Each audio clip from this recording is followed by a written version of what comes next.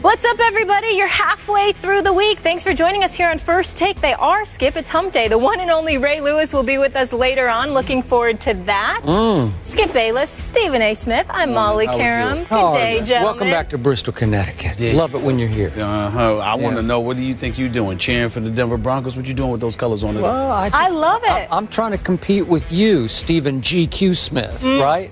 I do like that name. Yeah. I do like that name. It's not Stephen A. It's Stephen G.Q. But you do know you can't compete. No, I just over here in my little area over here. I just try to You can't compete with all that. Not the wardrobe. Not the wardrobe. I don't think. I think you know better than that. But debating, yes. Yeah. Big edge over here. Yeah. Speaking of that, we've got a personal one right now, gentlemen.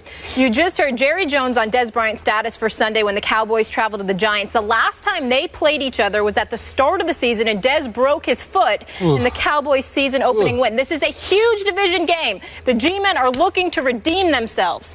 Skip. Yes. Is Dez going to play? Stephen A. Smith.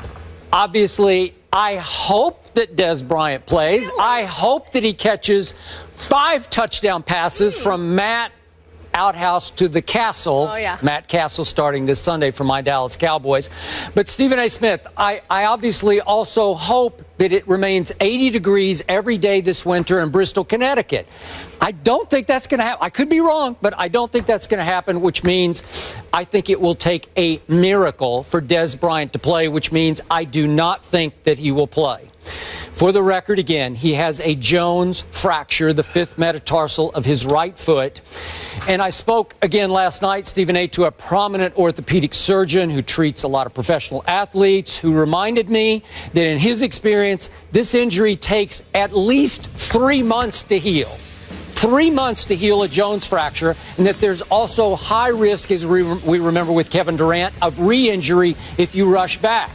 So, Stephen A. Smith, Dez Bryant is 5 weeks into recovery. So minimum of 3 months, says the orthopedic surgeon I know and trust. And he's 5 weeks into recovery.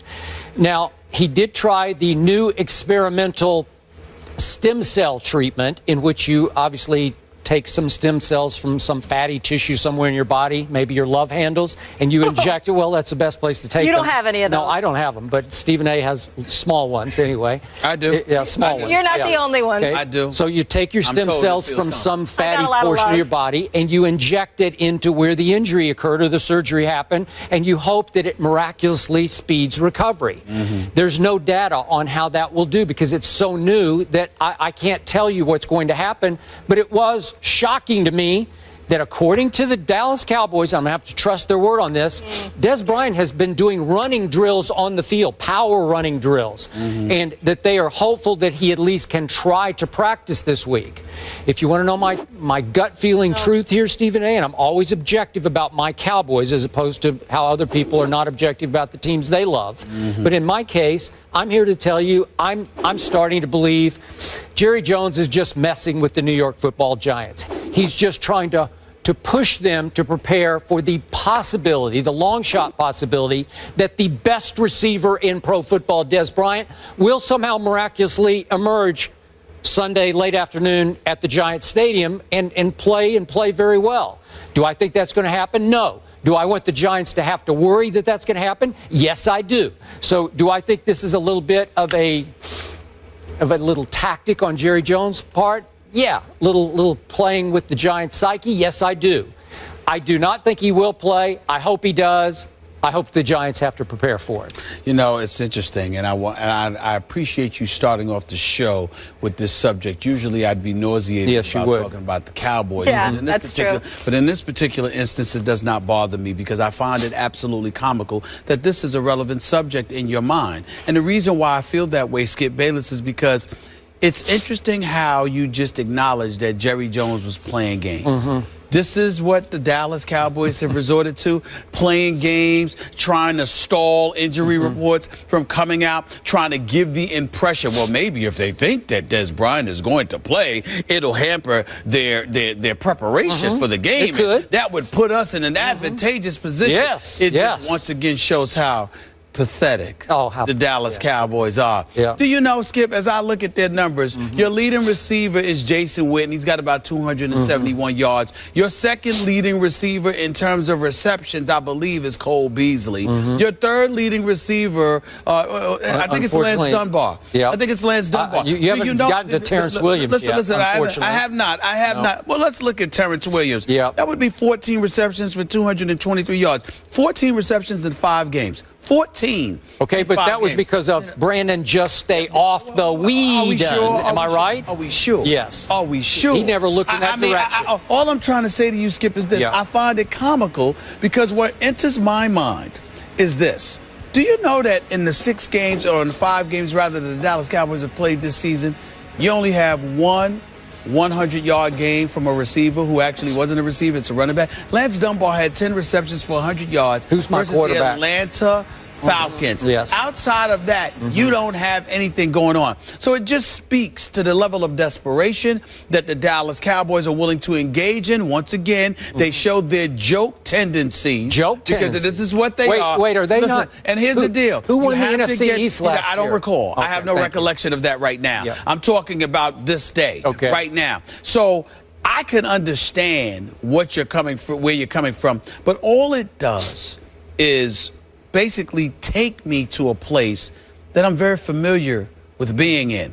And that is in looking at the Dallas Cowboys and laughing at how pathetic they can be. Because it's, once again, let me get into all kind of machinations. Let me make sure we engage in trickery. Let's fool folks. Let's delay the injury report. Let's give the impression to the local media that Des Bryant is going to be ready. Let's sit up there and elevate the level of hope for Cowboy Nation, the pathetic fan base that you're a part of. When we sit up there and we talk about... the ones who drive your radio show, those? Listen, excuse me. Actually, they don't. They don't. See, I don't need the Cowboys to get ratings from my show. I can promise you that I don't need them. Listen, don't call me. Cowboy Nation, turn it off. Let's not talk about the Cowboys. Turn that dial. Stephen, hold on. Yeah. Stephen A. Smith Show, Sirius XM, Mad Dog Sports Radio, Channel 82, International, 1 to 3 p.m. every weekday Eastern Standard Time. Ratings Let me tell you something right now. They did not plunge. They did not plunge because the Dallas Cowboys, I don't need Dallas Cowboys Nation. I can't stand Dallas Cowboy Nation. A matter of fact, that's the only bad part about my radio show. And I find myself calling people Skip. It's this dude Rick from DC. I call him Skip because of all of these Cowboy fans that call up living in something other than reality. Once again,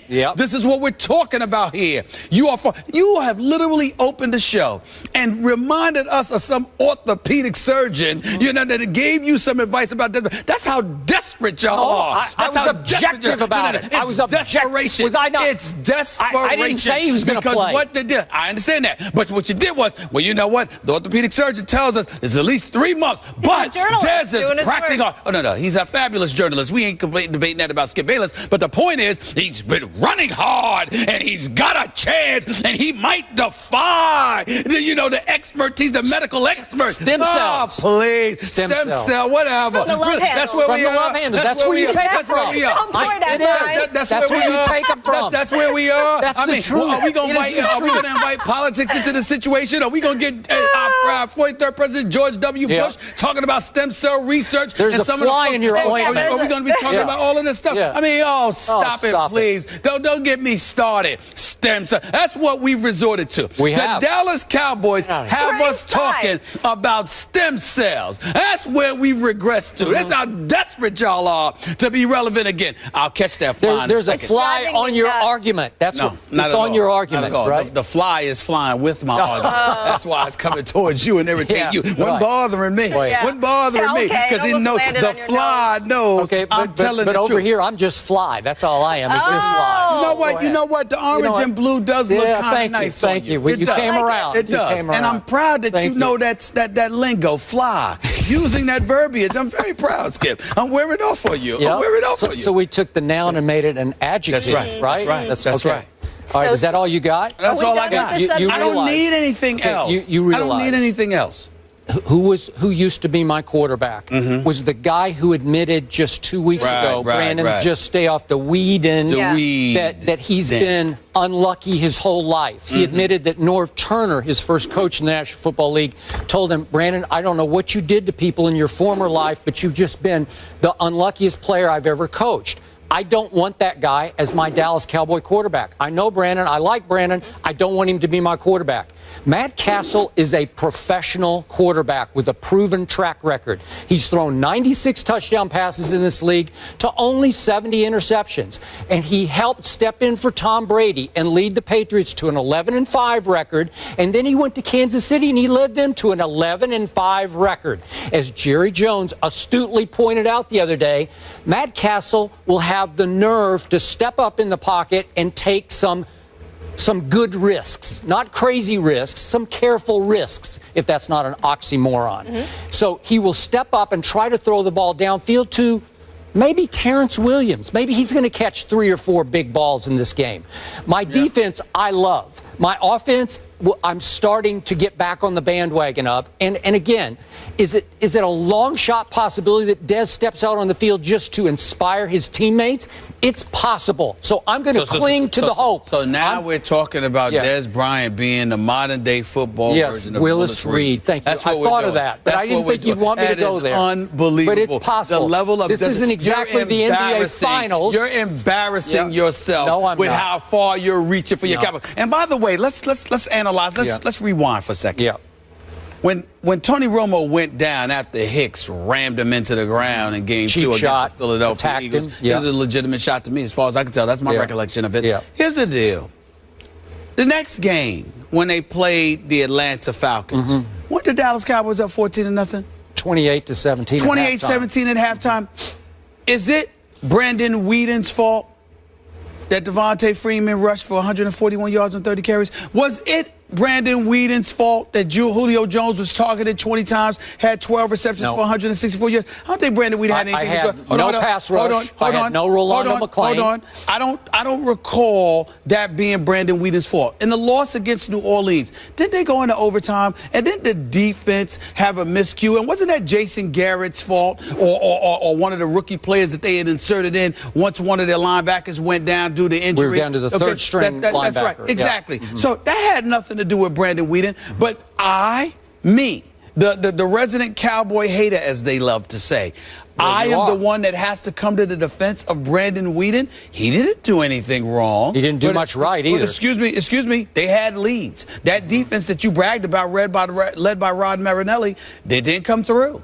There's no argument there. Okay. So why are you pointing the finger at Brandon Whedon score in the second half against the Atlanta Falcons? He had 28 in the first half, not much, like 0. That's right. That's all I need to know. All right. Next question. Really? Thank you very much. I got you. You can say Matt that. Castle, from the outhouse to the castle. Here we come. Your defense had a lead and lost it. How nervous are you about this Sunday at the Giants? I was nervous last Sunday. Molly says not nervous on the record, yes? Monday, excuse me. Stephen A. Smith, a little nervous. Willis Reed imitators don't play in football. It won't work. It's a foot Here comes injury. Des Reed. All I got to do is step on his foot when all else fails. Referee won't even see that. Here we go. We're not going to see anyone throwing up the X this week, we don't think, or the salsa, for that matter. Maybe not. Are you going to do the salsa, too? Work those hips? Yeah, go ahead and laugh. You might see that in the end zone Sunday. Moving on to another team that's dying for a championship, also knows a lot about injuries. Will the Cavs get revenge for last season's NBA Finals? In a poll of NBA GMs that is currently up on NBA